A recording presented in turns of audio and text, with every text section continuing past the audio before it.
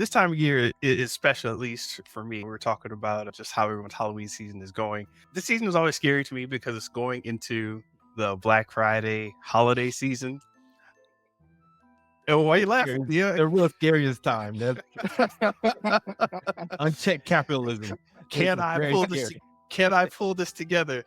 Will I be able to afford this I $10,000 mean, course, even to though be it's on honest, sale? zombie movie is what is a truly American creation almost, right? It's just this is basically unchecked capitalism, the consumption of everything, right? Yes, yes. Wow, that is a great way to put it, man. What did you think of that? Man, I'm just this is what I do, man. Off the dome, bro.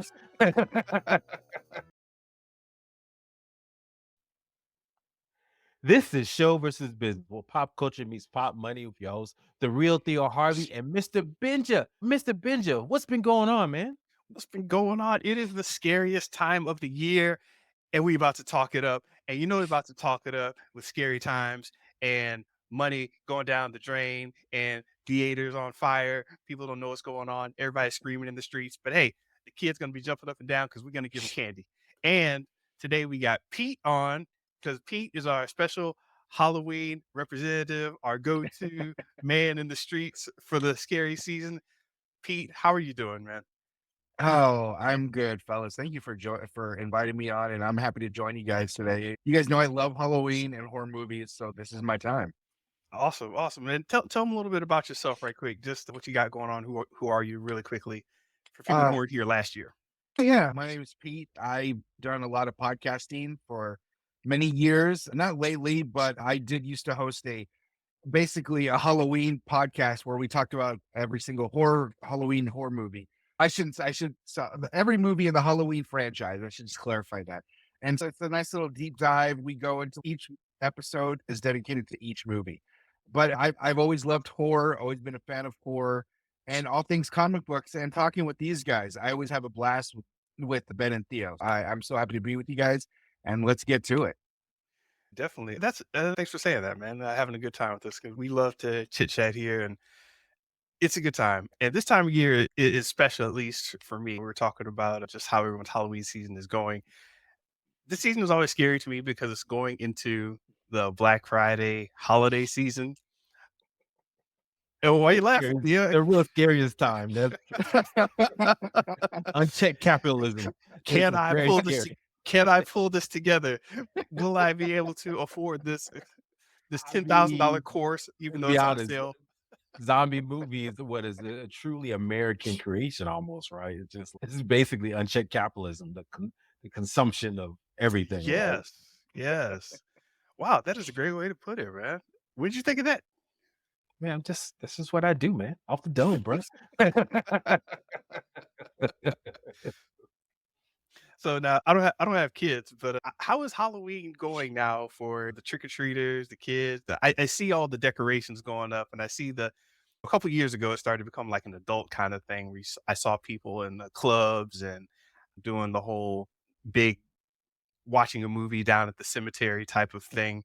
So that's for the adults, but it's been falling off a little bit lately with the pandemic and everything. Are the kids still out there doing things? I don't know what you guys are seeing. Yeah, on my side, yeah, it's starting to pick back up a little bit. Mr. Benja, maybe I didn't really celebrate Halloween too much. I did when I was little, and then parents got we just start. It's always like that's that devil religion, right? It's we grew up Christian, right? You got Christmas and you got Halloween, and what I'm seeing right now is just bifurcation, right? Christmas is becoming more extra Jesus, and Halloween has become more extra devil. It's interesting. We can talk about that later. But anyway, yeah, they're like becoming polar opposites to the extreme levels now. But anyway, I would say that. But as I got older, like you're right, it's like this sexy cop outfit, sexy cat outfit that just became a thing for young adults to wear. Even now, right? Sexy nurse. And so I would dress up and stuff out in my 20s and 30s. But yeah, now to have kids, man, yeah, when they're little, Pete can maybe attest to this. It's so cute to put them in because they don't know anything. I got pictures. Oh man, they're blackmail pictures now. My daughter in Spidey costumes and it's just little outfits. And so oh yeah, it's all on my phone. So when she gets married one time, I'll just post it up there and put it in for everybody to see. So yeah, Yeah. that's the fun part of being an adult. You can just dress your kids up in your own way. They don't care. They don't know. And then till later. And then as they get older, my daughter's now 12 and so about to be 13. So they want to spend more time with their friends, go Mhm. trick or treating and stuff. Just making sure we're cautious about that. But yeah, on my side, I still see it a thing in my neighborhood. What about you, Pete? Yeah, I still see some things. It's definitely not like when we were kids where I feel like everybody was in everyone's neighborhoods, like, it was just packed, right? Kids trick-or-treating and house decorated. I definitely feel like there's been just an unfortunate drop off with a lot of that are like people are consolidating into neighborhoods where you have like groups of houses that come together and they do like a huge block party type thing. I feel like I see more of that. Like the last few years, I've taken my kids to this one area where they shut the whole neighborhood down and they pass out like huge candy bars and it's a nice time, but it's definitely not where like you would just go in your neighborhood and maybe run into some friends. It's definitely not like it used to be. But it's still the kids still have fun. They still get lots of candy. My daughters still love to dress up and go and hang out with their friends. And they haven't detached yet from me saying they want to be with their friends more. Enjoy that time, Anxious. brother. It's I'm coming. anticipating it. They So don't want they don't want to be with you no more. So it's you and your wife are hanging out there just drinking. Hey, where the kids? I don't know. I'm I'm bracing for Okay, the okay. sadness. No, it's funny. I'm looking at the Halloween spending statistics. In Halloween 2023, spending reached an all-time high of 12.2 billion, according to the National Retail Foundation. So maybe this is part of the Christmas thing where everybody's buying up all the decorations and they want their house to just look the craziest. I think that's skewing everything because I don't know how much of an event it is, but as far as the big yard displays and all that type of business, that's definitely through the roof. You guys Yeah, decorate? not really, A not my a side. little Yeah, I bit. get stuff like that. We try to stay away from anything too overtly out there. But I've seen people they got the scary baby crawling out of the ground. Uh, The big zombie, you know? it's Sperry Store is always coming out with new ideas, man. Yeah, yeah. Speaking of Yeah. business, that is the unique business model spirit, right? Saturday Night Live a couple weeks ago, they talked about that business model where we're gonna help with new jobs because we create these spirit stores like Yeah. 2 months, and you get all these jobs, and then they shut them down. It's usually some abandoned Kmart or Sears building that they Yep. build these Yep. stores in. But it's a fascinating business model, man. It's just they just create these stores. They put every little costume or thing you can imagine, and they make all their money in about 2 months, and then they're gone the rest of the year. Well, Fascinating. did you hear the rumor that there might be a Spirit Store version for Christmas? Interesting. Didn't know. They Yeah, they I heard had about in Tallahassee, I don't know if you remember this, across the street from the Tallahassee Mall, Theo, there was I forgot what the name of it was, but there was like the Christmas corner or something. And Mm, it was closed down the entire year, and all they did was, like, serve coffee out front. It was, like, coffee and a biscuit or whatever, and that's all they did, Okay. and then all of a sudden, during Christmas time, it became the Christmas corner, and they actually opened the place, and you could actually go in and buy stuff, but it was like the spirit Halloween, right? But now I'm seeing that nationwide, that could be a yeah, thing. I like that. yeah. Interesting business model. Just spend all your money is coming from 2 months. And think about how you have to envision everything, looking to trends, making sure you're going to optimize on what you have in your stores. And then you spend all this capital to hire these people like for a 2 month spend. So it's just fascinating to me. Maybe we'll do a case. I think there's a case study out there somewhere. They figured that out. But yeah, man, the business of Halloween is, like I said, is booming. I think it really is becoming scary Christmas. Shout out to Grace from Beyond the Trailer. She said that. And I see that as you're right. People spend more and more money on house decorations. It's becoming a competition, just like it is for decorating your house for Christmas. So Mhm. it's just fascinating what's happening. What's fascinating, I'm already seeing Diddy costumes on social media. It's just Oh bad, boy. man. Yeah. Oh We boy. we had a whole podcast on that, Pete. Yeah, about the diddler. Oh, it's a shame. It's a shame, but Those costumes are gonna be interesting. That's all I'm gonna say. yeah. So what's our predictions for the people who listen to this podcast? What costumes you think we're gonna see this Halloween? Usually it's some trending topic, some interesting concepts. So I got one. I think we're gonna see some Menendez brother. And I don't know if you saw the Amazon network series, Mr. Benja. I I don't know if want you to check that hear about out. that. Yeah. I want to Yeah, check so that the out. Yeah. Ninjas Brothers was a big thing when we were growing up, right? Especially I grew up in LA too, and so I remember that, right? The killing their parents. And so now they're just back in the news, right? With this Netflix show. And then I think Kim Kardashian, she's a lawyer now, right? Or plays one on TV. So she's actively like saying they're innocent now because of the victimization that they, experience on their parents. So there may be even a chance where they may even get out of jail. So it's just they're just more in so I predict we may see some Menendez brothers costumes. What do you guys think? What do you think we're going to see this year from a costume standpoint? Pete? Man, I'm surprised that the Menendez brothers are that popular that they would be costumes. That's such a blast from the past. Like you said, that's all when we were growing up stuff. Like I remember when all that happened. That would be really interesting. I think the Diddy stuff for sure. You're going to see a ton of costumes like that. Yeah, it's funny because I feel there's so much turnover in pop culture nowadays. Mm. Something popular for like 15, 20 minutes.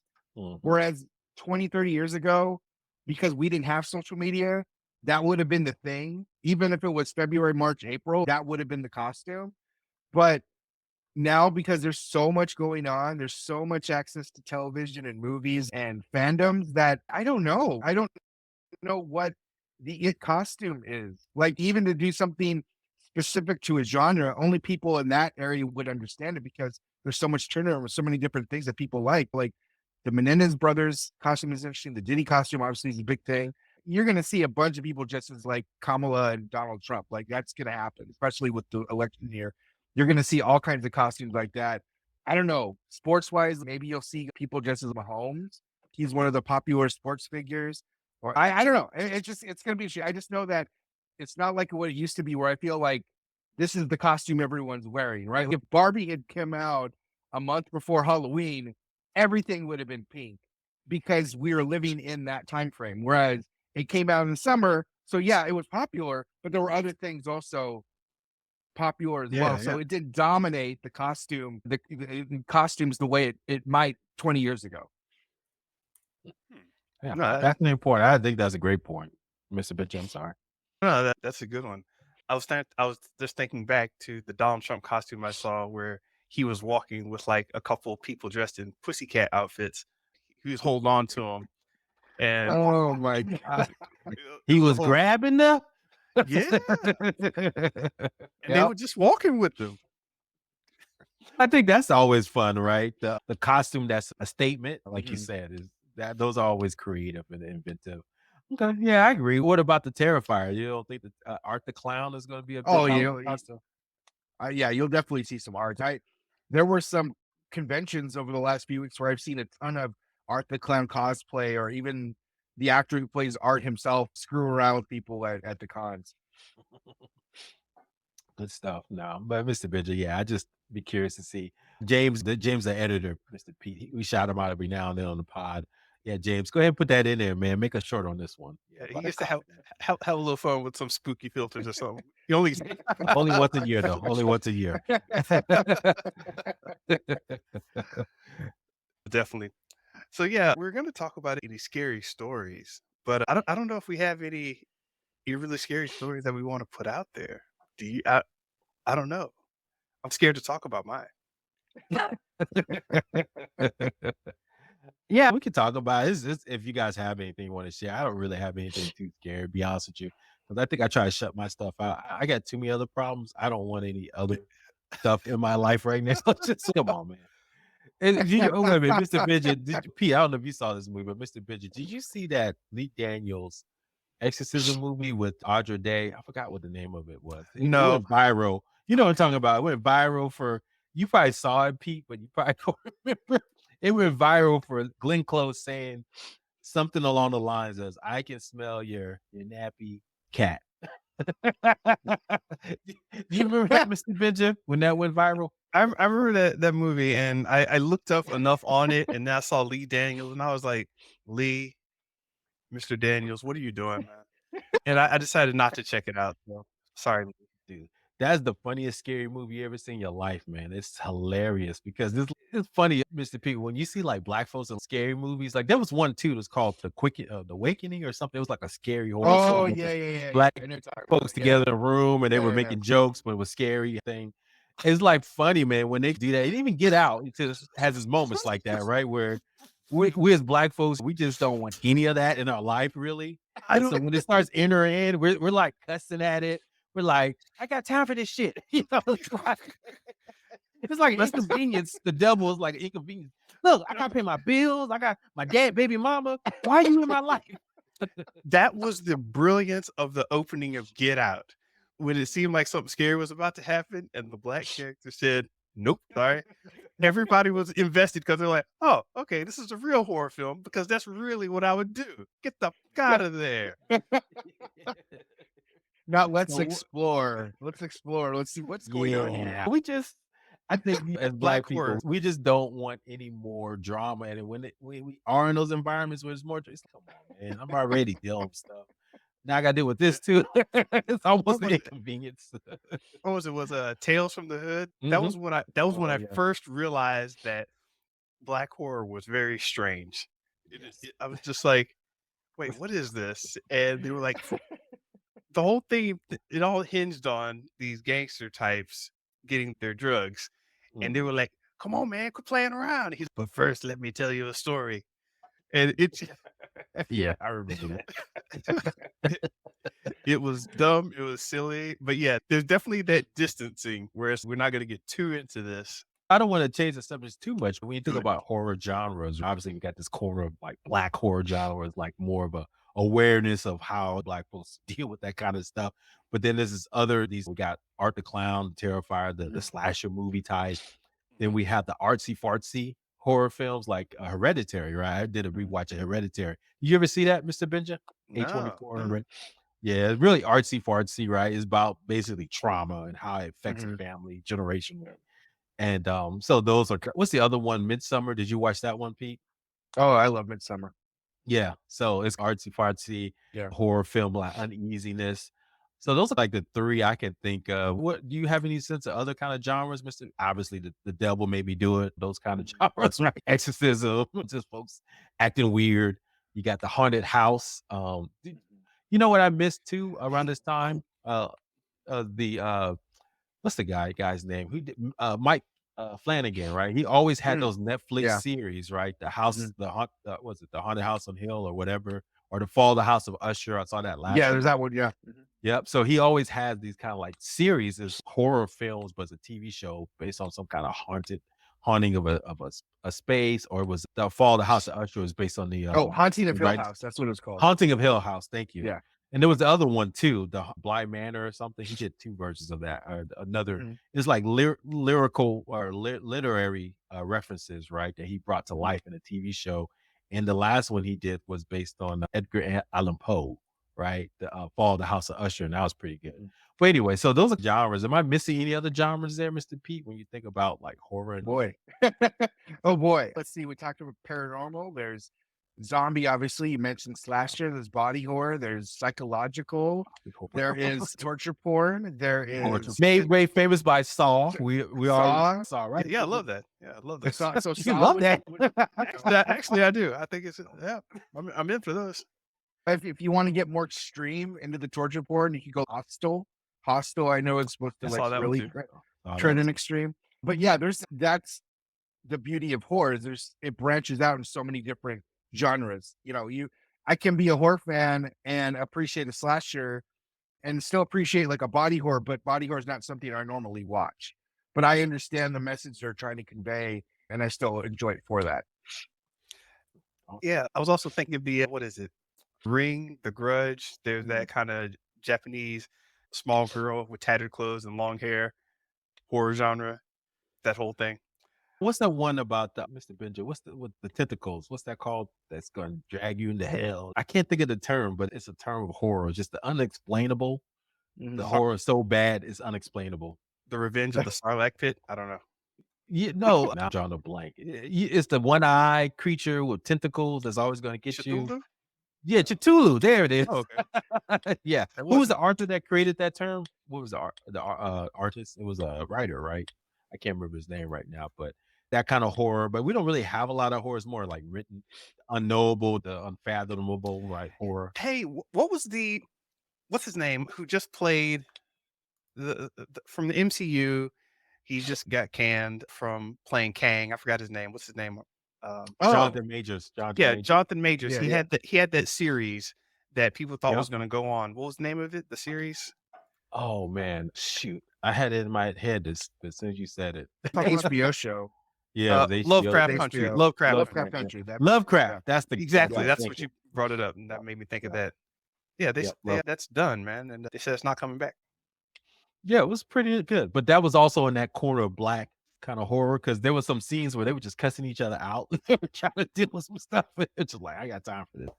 But then Jordan Peele created a whole new genre. What they call it? What race type horror? Right? Mm, Get Out, which Yeah. is more the horror is being a black person, just mhm. living your life. And so anyway, it's just interesting and fascinating to me Yeah. of how horror is so expandable. To your point, Mr. B. He they did an interview with him, and he said that they asked, "Do you think that you're ever going to venture out of what you're doing with race and horror?" And he basically cut the guy off and was like, "I see no reason to stop doing what I'm doing." And they were like, "How many stories can you make about these?" "I've got plenty. Let's go." Was telling to your point from a business standpoint. Did you see the latest Sinners trailer, the new Michael B. Jordan and Ryan Coogler joint that's coming out? Did you see the trailer for that? We talked about that, Mr. Benja. Yeah, we talked about it. Yes, the rumor is it was a big bidding war, right, to get Ryan Coogler and Michael B. Jordan's next movie, right? Everybody's like, "Oh, we'll pay you whatever." He said, "Look, I don't want to get paid. I want to get paid, but it's okay. What I want is to get the IP rights to this genre that I'm creating in the next 25 years for my family in perpetuity." Wow. And so that's the rumor that the deal that he got for the rumor is a vampire movie, right? That he's creating these whole original characters that he's going to create. And the Hmm. IP will eventually revert back to him and his heirs to do as they see fit. So to your point, horror is one of those where you can create whole new subgenres. It's a vampire is a vampire flick, but we're telling vampires modern day like daywalkers, or we're telling it Hmm. from the perspective of the vampire. We're telling it from so it's like you can put your own spin on the mythology and then create your own IP. And we know what that means. That means you got movies, TV shows, books, comic books, money. What's that? More Yeah. money. That's an interesting play because if you can ever define yourself or wedge yourself into the consciousness as, "Hey, we are the people who run this genre." When you think of zombies, you think of The Walking Dead. When you think of vampires now, you think of Twilight. For whatever reason, they've got that on lock. So, yeah, if you can come up with some type of angle and it's, "Yeah, we run this," that's a whole different kind of thing. What do they call that, Theo? I forgot the name for it. Like a franchise? What do you No, mean? no, no. When you're coming in and defining yourself as a genre or as a market and Oh, maybe defining a category from a marketing standpoint? yeah, the Mm. category Yeah, defining, category. Yeah. your So if first you to market say, and you're yeah. defining the market. Yep. Yep. And so now people are like, oh wow. Like we just for my business, I created like a whole new category no one thought of. And we trademarked it and everything. It's women, isn't that what everyone does? Yeah, sure. But no one says it like I said Ah, yeah, yeah. it. So we own it. Nice. Yeah, who's Yeah. thinking of coffee chains before Starbucks? You ask people today, what are they gonna say? A few people might say Pete's or Yeah. I can't even remember that third one, but yeah, it's like McDonald's burgers, Starbucks coffee, black people So running yeah. away from trying to deal with racism, Jordan Peele. That's it. Awesome. What else is scary, Mr. Benja? What's Let me that? just put this out there. Uh-oh. We heard Don't be scared. that Blade MCU movie is canceled.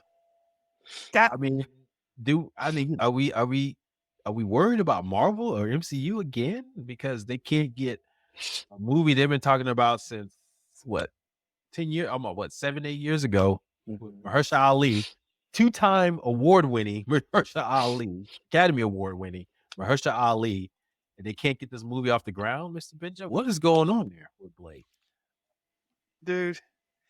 Yeah, so things are scary over at the Marvel Disney house. Definitely. They said when I say they, I'm just talking about Variety or whoever I was reading, I forgot. They said they're trying to only release 3 films in the MCU every year, and they're concerned about hero fatigue, they're concerned about oversaturating the market, And to me, that's a bunch of hogwash because we will shell out the money for this stuff if it keeps coming and it's at least decent. Mhm. If there's the messaging is proper and it's not like we get in the theater and we're like, what is this? I didn't expect this. And then I don't want online fights. And the reason I'm concerned is because we've seen what happened to Star Wars. So uh, this just seems like more of that. Yeah, Mr. P, what are your thoughts on Blade in general? Were you excited about that or did you care? I think I was indifferent on it. I definitely have an appreciation for Wesley Snipes' Blade, and it was great to see him back in Deadpool and Wolverine. And I thought it was interesting. He threw the line out there in the movie, there's only ever going to be one Blade. And I always thought that was really interesting that they allowed him to say that because that's a very absolute kind of line.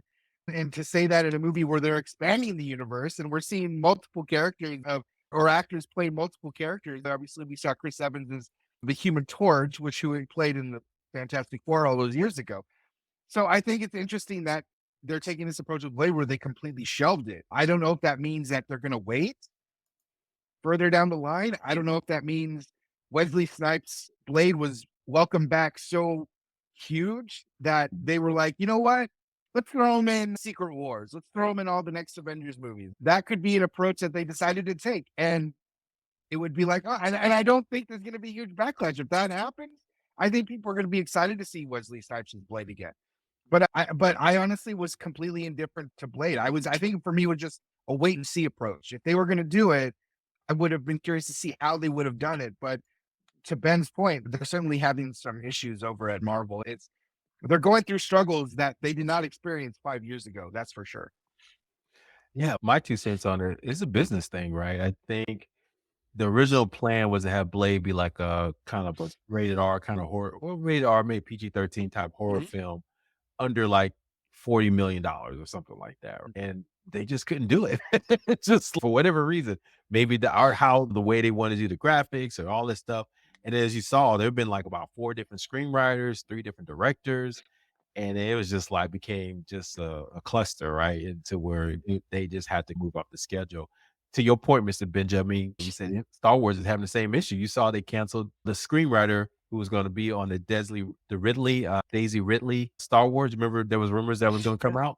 He left. He just left like last week. So the only movie that Star Wars has coming out is the Mandarin and Goku, and that's it. They were supposed to have all these other movies coming out. That's the only thing because they just can't keep a director or writer. And that tells me, from a business standpoint, you have executives extremely nervous about these IPs and they don't want it to diminish in any way.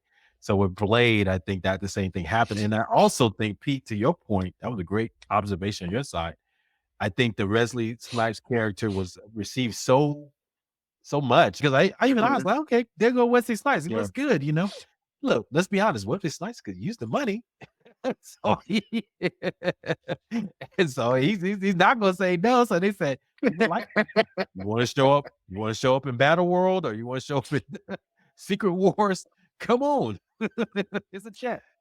Yeah, I do think ultimately this is good news because for as much as we heard, there were so many things that we didn't hear. Hey, where's the casting shots? Where's this and that? Where and Mhm. it's supposed to be for 2025. Kidding me? Come on.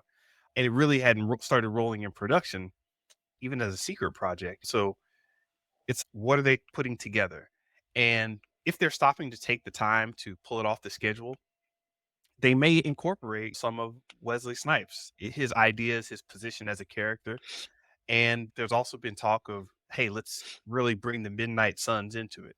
And the Midnight Suns are this group of characters that are on the darker, I shouldn't say darker, on the more horror side of Marvel.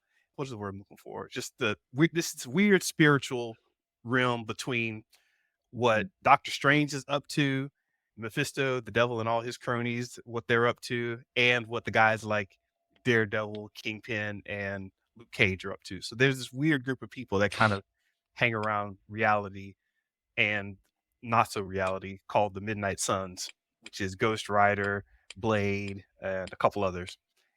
Anyway, they wanted to roll that whole thing out, and there was talk about that a while ago. If they're stopping to make sure that, hey, if we can roll out Blade and these other movies, maybe not as a whole phase you had with early Avengers, maybe not a whole phase, but hey, 3 or 4 movies, that could be a good little thing. Ghost Rider, Blade, a whole Midnight Suns movie, and then trail off with one of Doctor Strange's buddies. I don't know. Well, that makes sense. Makes sense. Hey, Pete, there's a little clicking on your side. I don't know what's going on over there. Oh, my bad. Yeah. I have my AirPods with me. My bad, guys. Yeah, yeah. We just want to make sure. James, do what you do, James, to clean it up. But that's what we do.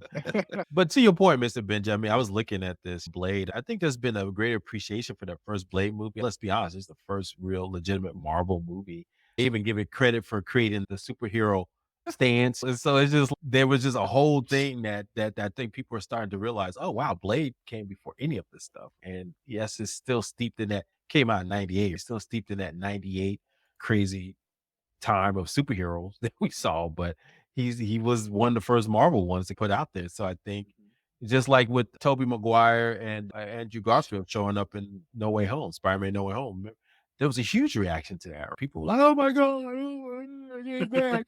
So it's just like this nostalgia play still keeps feeding the fandom, and so business people are like, they want stuff that's going to make money, right? They want low Mhm. risk things. So people like Wesley Snipes as Blade. Let's just keep giving them Blade as Wesley Snipes as Blade. Okay.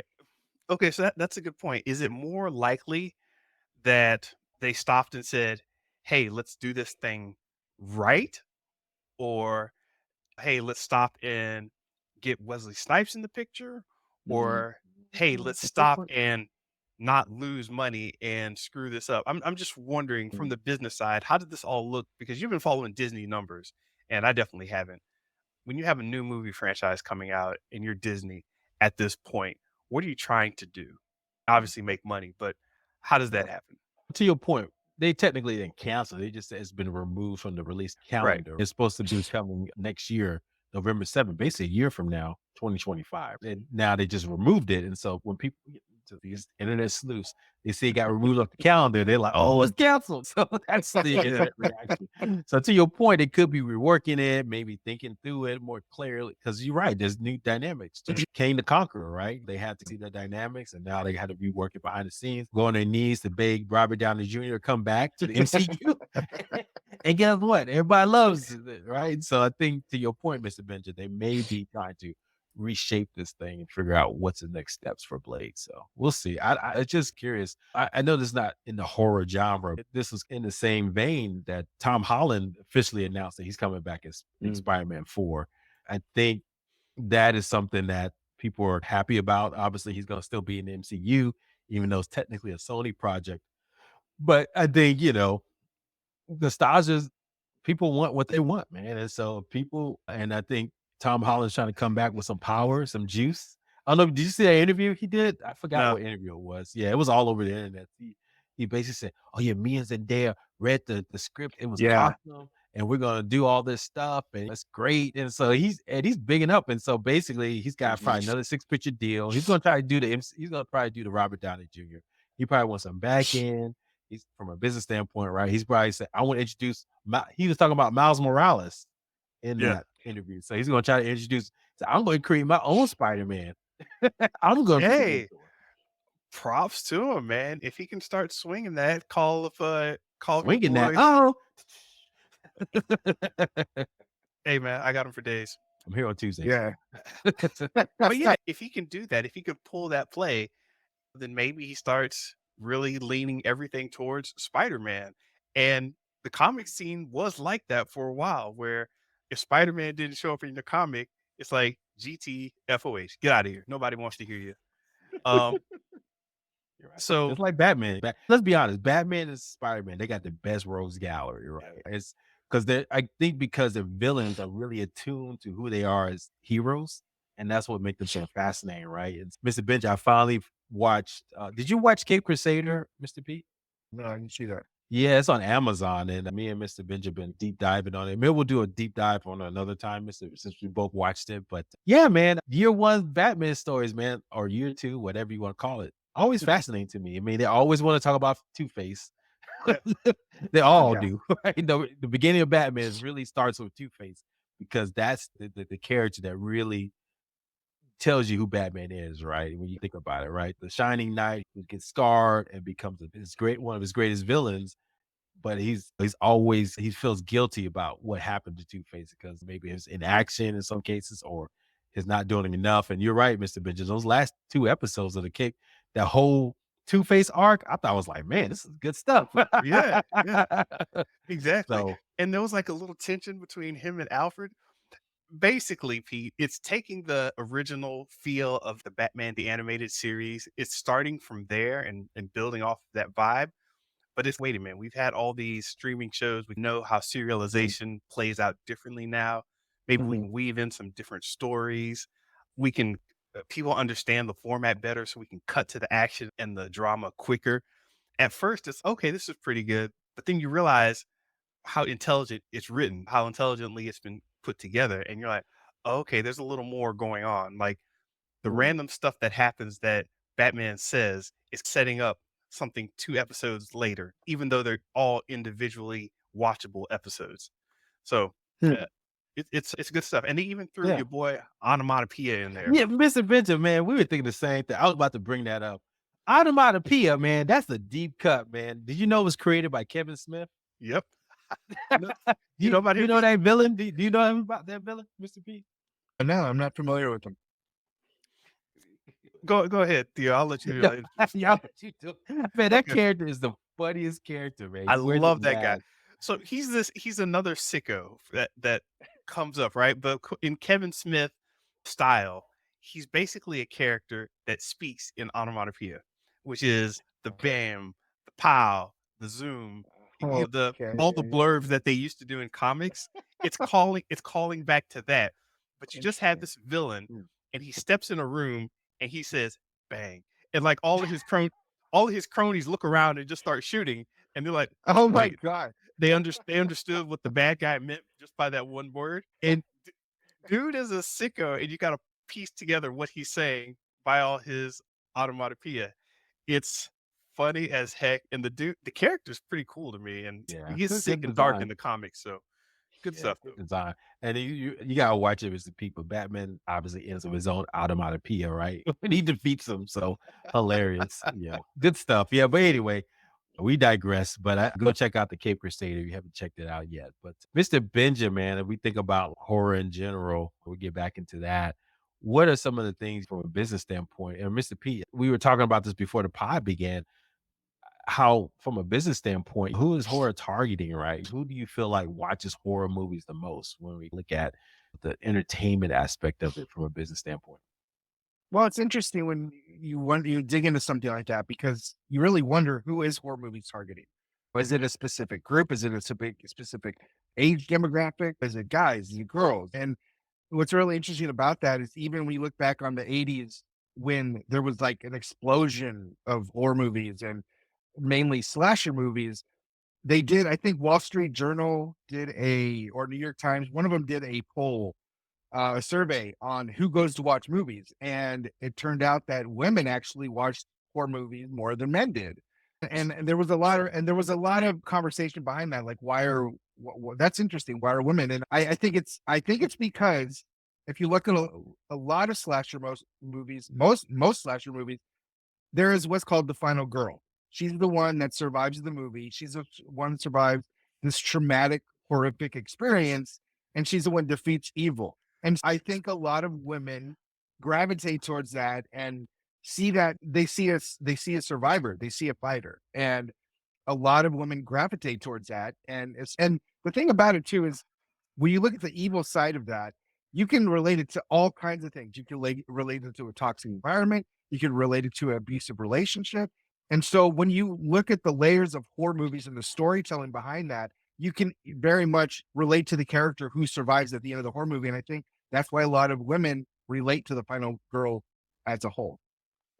That is freaking excellent because I was actually thinking about the true crime, all these reality shows and documentaries about these horrific figures, and I'm like, Mhm. all right, whatever. Who watches that? And then I'll Then Benja, Mr. Benja, we're in the same wavelength. I was just about to bring that up too. Because I'll as go a there. person of a wife, Yes. as a wife, that's I don't know, Mr. P. I don't know if your Yeah. wife watches those things, but literally that is they just watch that stuff all the time. I don't know what it is. Yeah. But what's interesting is the way you frame that because I sit around and somebody had asked me, "Hey, why do you watch all this superhero stuff?" And it's, "Hey, get up in the morning. There's some villain that's really you who needs his rump kicked, and that's what you're gonna go do. You're gonna go kick his rump. You're gonna win. You're gonna survive the day." And then when you talk about the relationship between the survivorship, the last woman standing, the girl holding it down while everybody else is bleeding in the street screaming, but I'm alive. It's just a fascinating relationship. I gotta look into that now. Yeah, it's really interesting. It's so interesting. And to your guys' point, true crime, I feel like has blossomed into this whole thing, whether it's true crime you're watching a documentary or a true crime that is being made for television or horror movie. One of the big television shows that came out on HBO Max years ago, but I feel it's still relevant was True Detective, the first season of True Detective with Woody Harrelson and Matthew McConaughey. That was true crime, and they took the storytelling and the context behind it and just pushed it to a million. It was done so well. And it just does such a fantastic job of weaving in amazing storytelling, horrific images, and just the characters themselves. Like it all just perfectly worked. There's a reason why it was like commercially and just and loved by everybody, mainstream, commercially, everybody loved True Detective. And it's because they combined all those things, which normally might be categorized or might be sectioned off and told differently in different ways. They brought it all together and it just worked fantastically. No, Yeah. I Now, agree. was there always the mystery aspect, or because they used to be a genre all on its own, but then I think that kind of started going only into the true crime and true detective kind of stories where you had this mystery and horror elements. This is scaring me. I don't know what it is. I need to figure it out kind of thing. Yeah, there's always been an element in that in a lot of horror movies, and a lot of horror movies that were not seen as horror. They were horror, but then they were changed to thriller because they wanted to win awards. Because as we know, Oscars, I I like watching the Oscars. I think they do a good thing, recognizing the people who make movies. But let's be real, they just hate horror movies. Because if there was any justice in the world, oh my God, I'm forgetting names. Florence Pugh. Oh my Midsummer, gosh. true. Midsummer, Midsummer. I'm blanking out and I feel so silly. Oh, Toni Collette, who's done so many horror Hereditary. movies. It's Hereditary. Hereditary. She was nominated for this. She was actually nominated for Sixth Sense. And that was getting to my point was movies like The Sixth Sense and Silence of the Lambs that were recognized by the Academy is because they were changed to look a certain way. And what I mean by that is shown by the public like thriller, they're like mystery. They're not going to go say Silence of the Lambs is a horror movie because people would look at it completely different than if it's Yes. just this mind bending thriller starring Sir Anthony Hopkins and Jodie Foster, right? People are going to go see a movie that's a thriller and mystery starring those two actors. They're not going to see a horror movie about a cannibalism. If you just heard that, most Yeah. people are going to be turned off. They're gonna say But if you lowbrow and just mess up. exactly, Yeah. if you introduce it though as a thriller mystery with Sir Anthony Hopkins and Jodie Foster, Sir, people you are gotta going put to go that see stir in that there, movie. huh? Put some Exactly. stir on his name. I'm gonna watch that. Even Misery is a horror Yeah. movie, but it is not seen as a horror movie because of the amazing performance by Kathy Bates. The story itself is very well done, but it's not seen as a direct horror movie because of the actors and the way it's told. Hmm. I love it, man. When you think about the business too, I think how people are marketing these movies and to certain demographics. And you talked about this, being of a Mexican background, Day of the Dead. That's really important to your culture and just in general. Yeah. But we talk about things like how they're marketing to different ethnicities. And obviously, when you look at the numbers, they said roughly about 55 to 70% of all viewership audiences, mostly around white, but Hispanic is a secondary demographic, tallying between 15 to 20% of the respective audiences across top horrors, TV shows, and movies. We talked a little bit about that, but then that demographic really over indexes sometimes in these type of movies.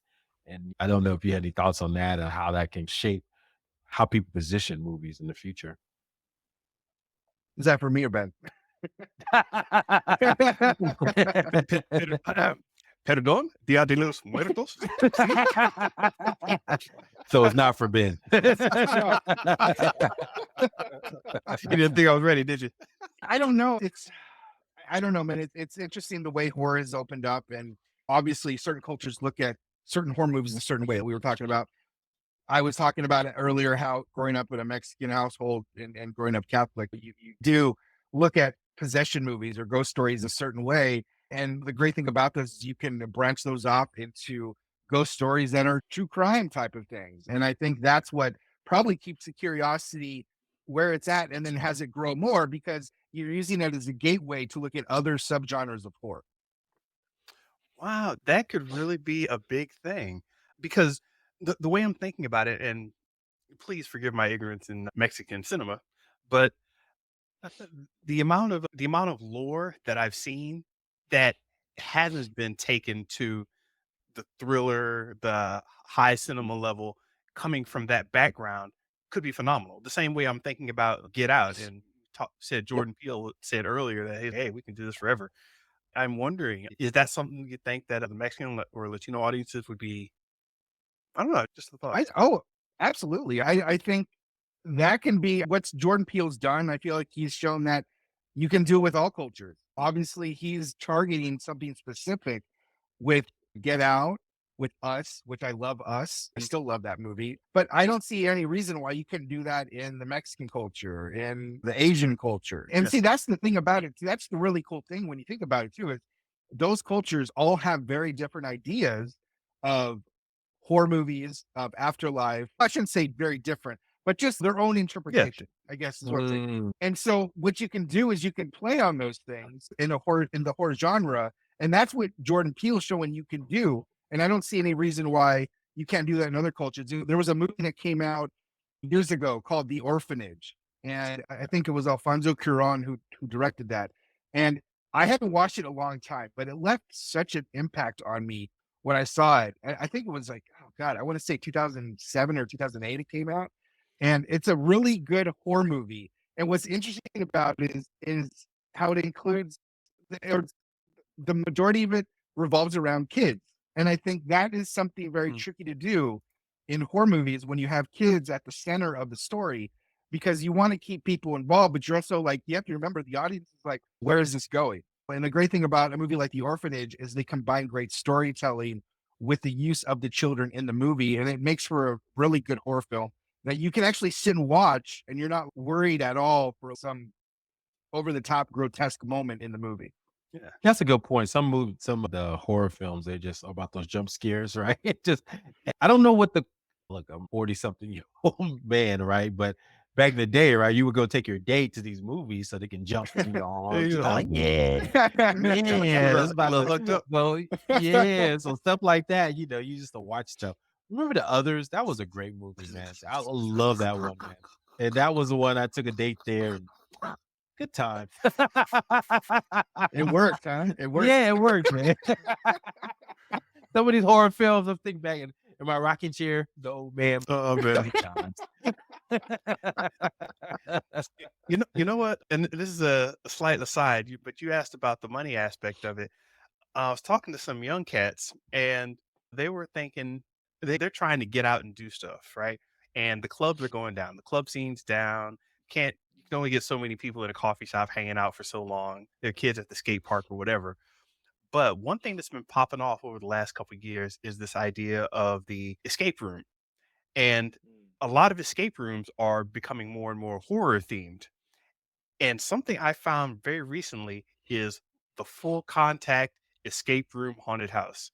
So when I say full contact, you're in this place, you're trying to get out, you're trying to find the key, and there's this big burly dude crawling on the ground. And yes, he will grab you and pull you down on the ground with him and start trying to strangle you. Full contact. They're like, you have words and safe words to say to fight back, whatever. Oh, Lord. But these people are ready they will touch you. And I was reading, and yes, it was a black girl explaining this to me on TikTok, right? not to me, but she was explaining on TikTok. She's, hell no, I will never do this again. This was traumatizing. I don't know who thought this was a good idea. And her negative reaction had the likes up to the sky. And everybody in the comments was like, dude, I love those, man. A guy grabbed me once, tore my shirt. It was the greatest night of my life. I was like, what?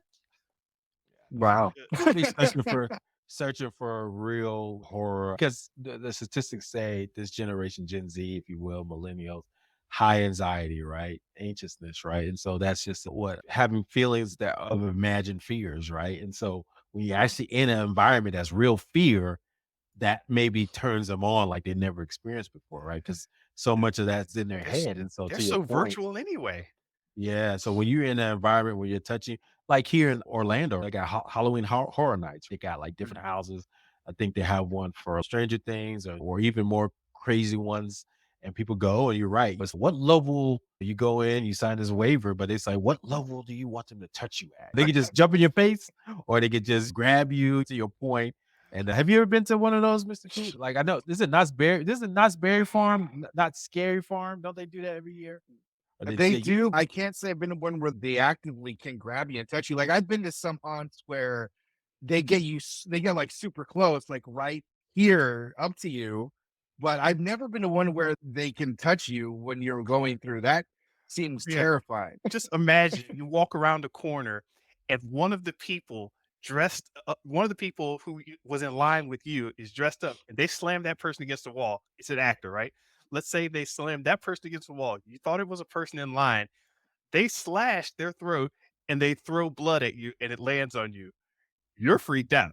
I'm sorry. I don't care who you are. That's when you get to that level of full contact where they're touching you, throwing blood, you're slipping on stairs. Why? I Why, love it, man. man? Ooh. I love what the kids Uh, come up with. I love it. nah, man. Business 101. I guess that's what people want. Let's talk a little bit about we can go over a little bit, Mr. Benja, but on this one, just to talk about some of the latest movies out there. And I think that goes along the lines of what we're talking about. Do we people want more extreme stuff? And one of the more extreme movies, maybe we'll talk about that briefly.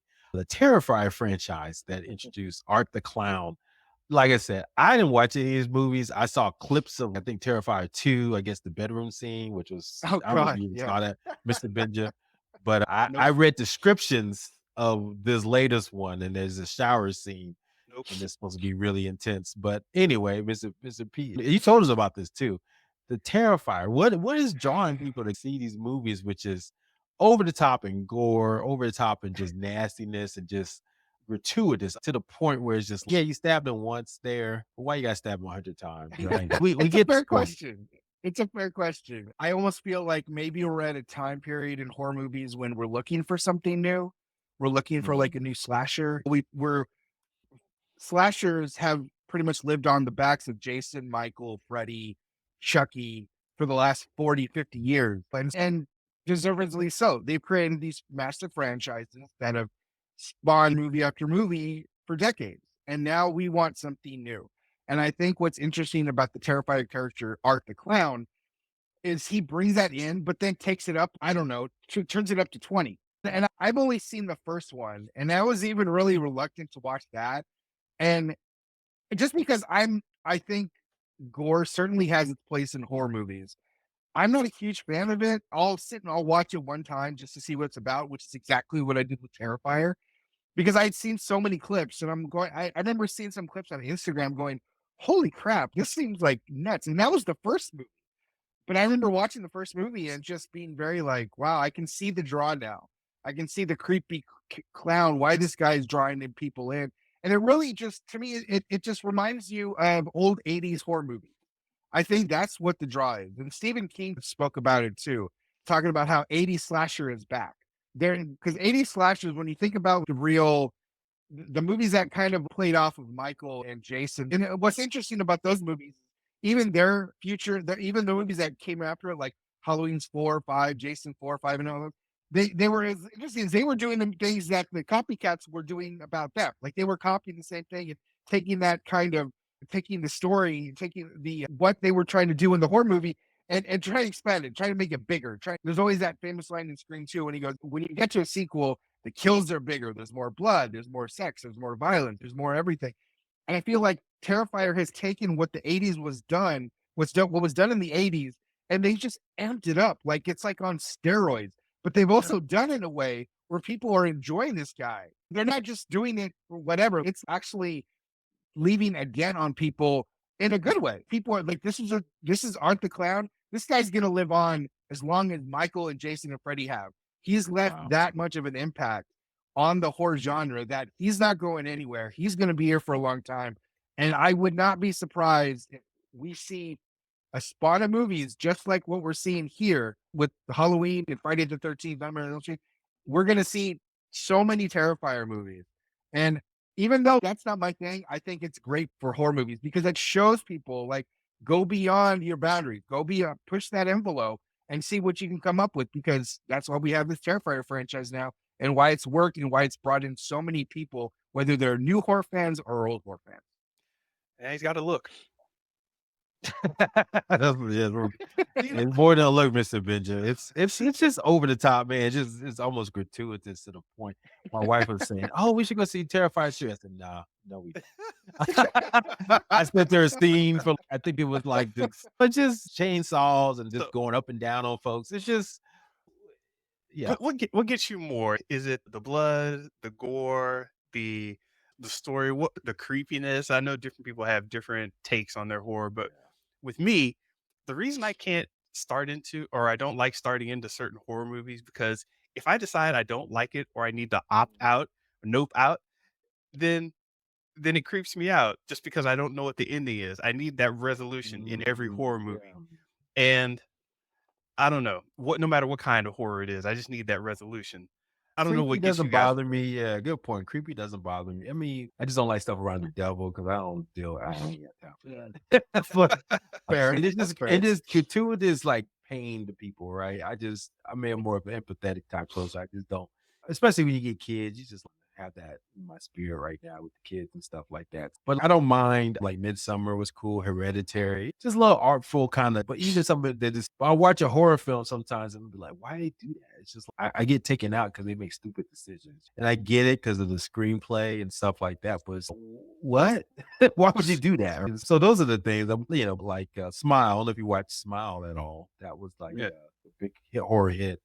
And then they had the recent one that's in scarier and stuff like that. So I want to check that out. But it's based on trauma, right? And so I like that. A good one. I think I told you guys about Babadook. That was good.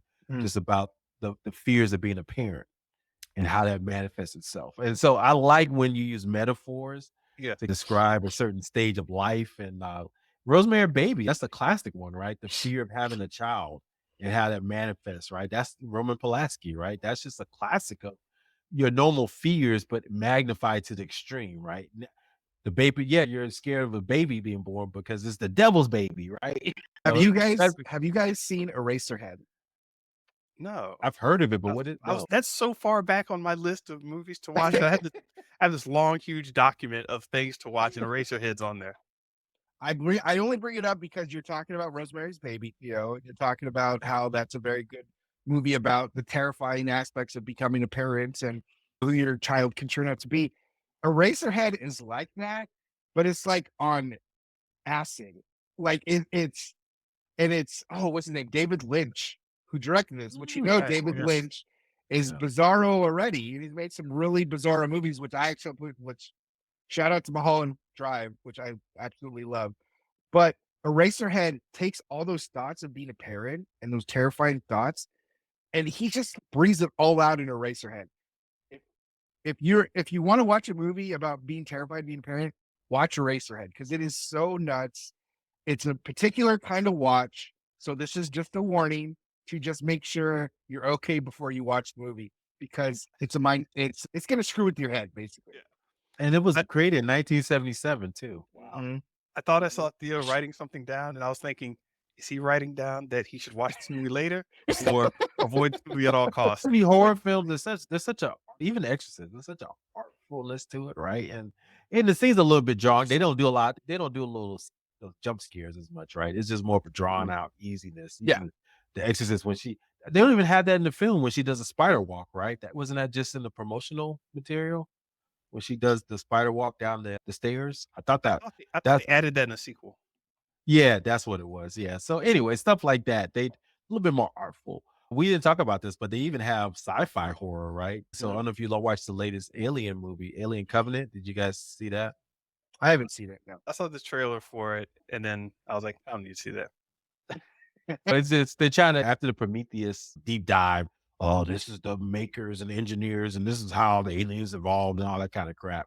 They just got down to the core of hey, it's a haunted house film, but just in space, right? And so you got these younger actors play, but it's like really fascinating and just all the body horror of it, but also the fear of just the unknown.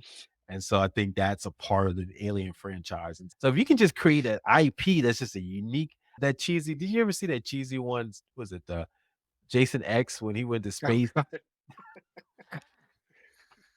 Yes, I've seen that, and it is not gonna lie, low key, it is a guilty pleasure of mine.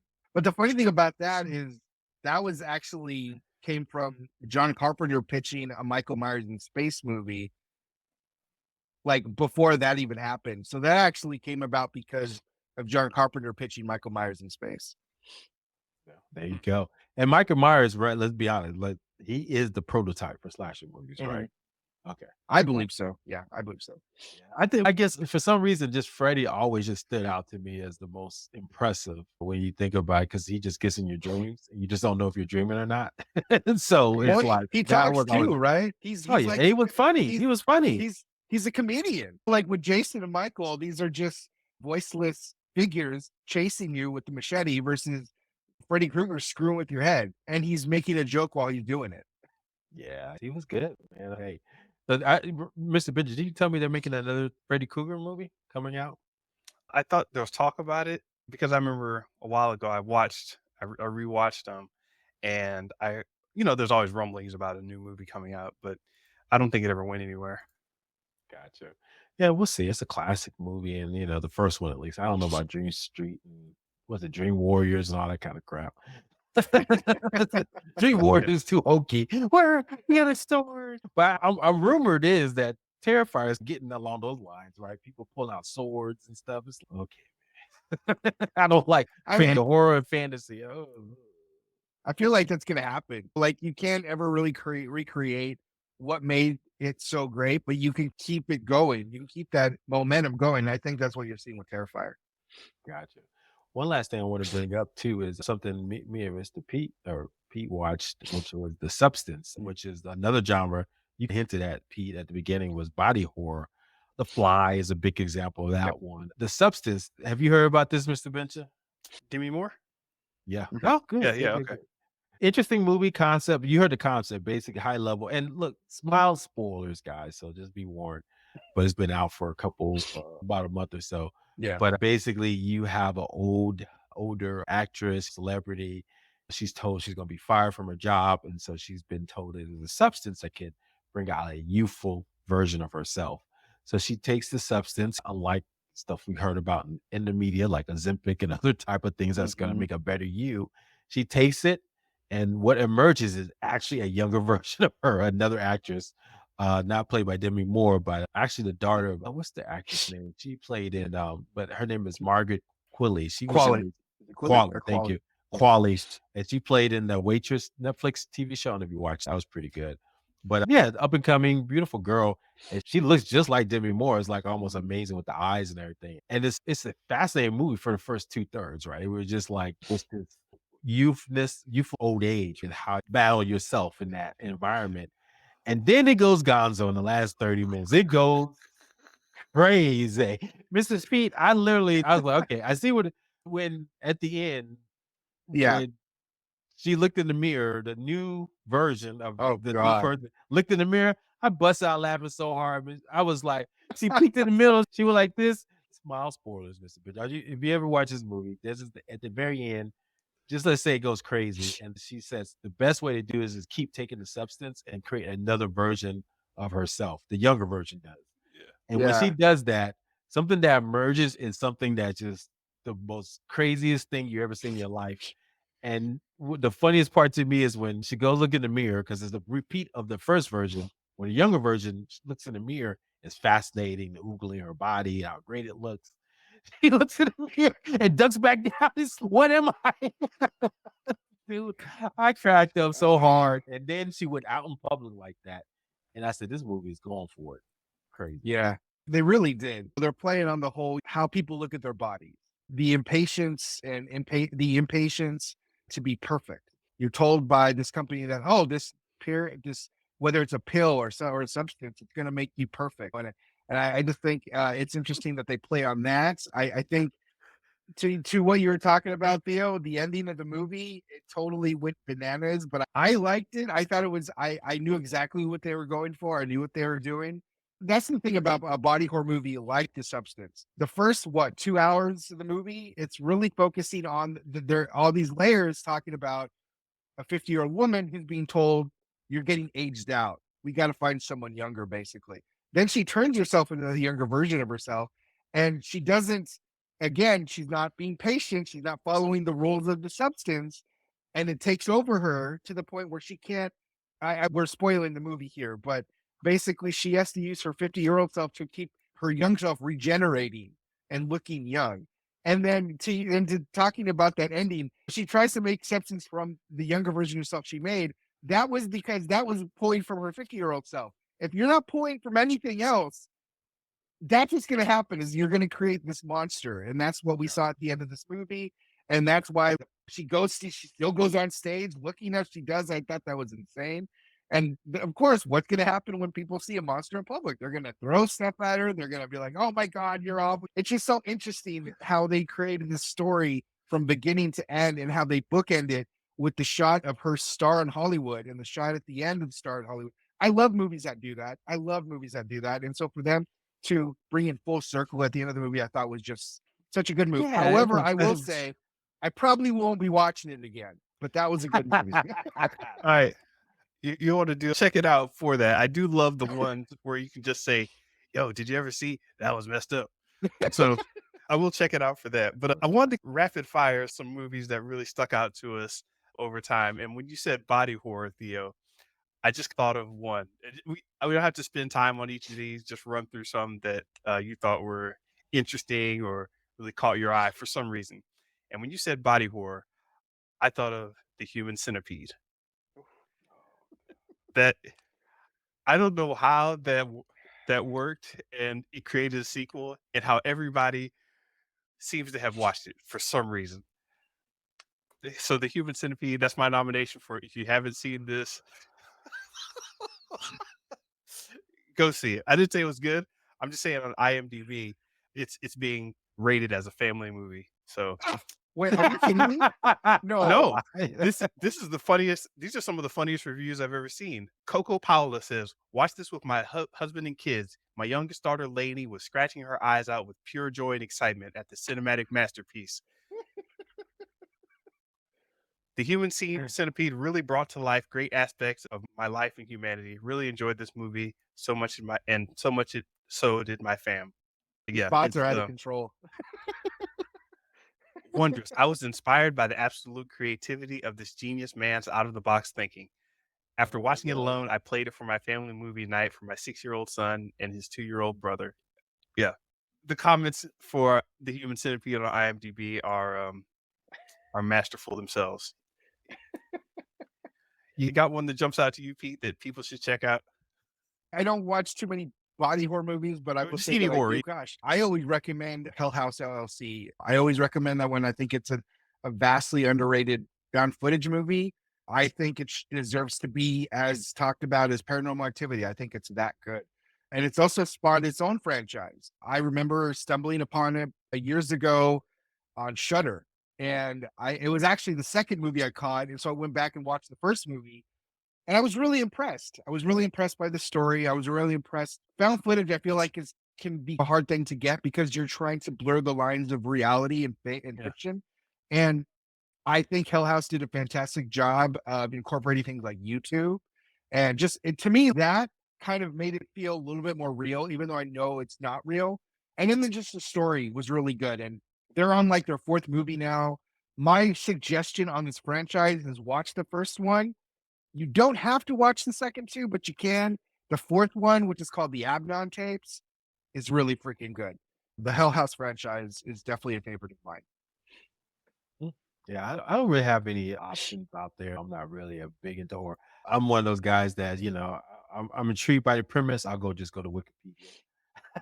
Or maybe I'll watch it, because I go watch movies by myself, but I'll like, I'll watch a horror movie later, maybe. My wife, she's more the horror person, so if she Well, wants to well, watch a horror film, I'll go watch it with her. let me ask you this then. What's your out of the Jordan Peele movies, what's your favorite? Mm. Mine, I'll let you go first. Yeah. Probably his first one, Get Out. I see The Us Right. was great in the first 20 minutes. That was cinematic genius with the little girl.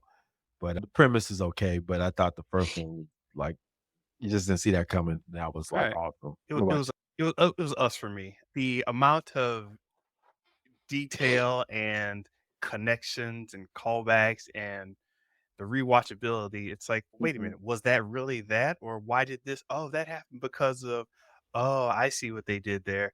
There was so much of that in that film that I've Mhm. watched it like 4 or 5, 6 times Mhm. and just caught so many things being said in it. And like the references to Jeremiah 11:11, I'm like, holy crap, I gotta look that up. It just goes on and on. Gotcha. Also, I do want to give a recommendation. Have you guys been watching Agatha all along? No. Never You started know yet. what? Yeah, I had planned on watching it. I heard go check it out. First couple episodes is okay, but be honest with you, this last episode 7 is almost up there with X-Men 97. Remember it, and that episode with Gambit, and What? I was wondering, yes, this it was good, and I was wondering what made this so good, and it's I think storytelling that's singular and focused, so basically focused like on the character arc, Mhm. Gambit, and like his journey. Similar in this case with Agatha All Along. You guys may have saw it trending a little bit. It's a time story too, so I always like that, like how they see things that kind of, oh yeah, this is why that was happening here, and then just this circular loop about like how you live your life, and so it was just pretty interesting. I was like, damn, they did this in one episode. I said, you know how you're watching something that's good, you're like Yeah. in the middle of it, damn, this is good. Like I literally remember watching X-Men 97, the Gambit episode. Remember, is it Remember Me or Remember It? I think he said Remember It. Uh, I was watching midway in that show. I was like, this is good. And so literally, I'm watching Agatha all along. I was like, damn, this is good. It's like the acting is popping, Yeah. the script writing is popping, the stories, and it's keeping me invested. And you're like, dang, this is. I feel like I've been watching 2 hours of this, but it's only been 20 minutes. And so it was that good, man. So like I said, I didn't know Agatha all along could be that good. It's impressing me. So yeah, like I said, it's good. Go check it out when you get a second. Nice. Mr. Benja, anything Yeah. else? Oh man. I am tempted to go watch a horror movie, but then I'll have that dilemma, man. Do I nope out of this and just be traumatized for the rest of my life, or do I actually watch the whole finish the whole thing? Do it. I'm gonna challenge myself. Do it. Do it. Do it. That scary one. Do it. I think I will check something out. No, wait a minute. I'm the age on your side. Don't do it, Mr. Benja. If I can set through Human Centipede, Hostel, and Splice, I'm I sure I can like make them. it through some of these other. Wow. Yeah, I love it. Well, Pete, it's been pleasure hanging with you, man. Thank you for coming. I appreciate it. And Mr. Benja is always great and wonderful. So, everyone, thank you for listening. This has been a great podcast. Look, if you like this stuff, go check us out. Subscribe and comment at Show versus Business on X, Threads, YouTube, and Instagram. Listen to us at Spotify, iTunes, or wherever you listen to podcasts. Visit us also on our website. We have more detailed information about who we are and what we're doing. All right, guys, have a great one. Peace.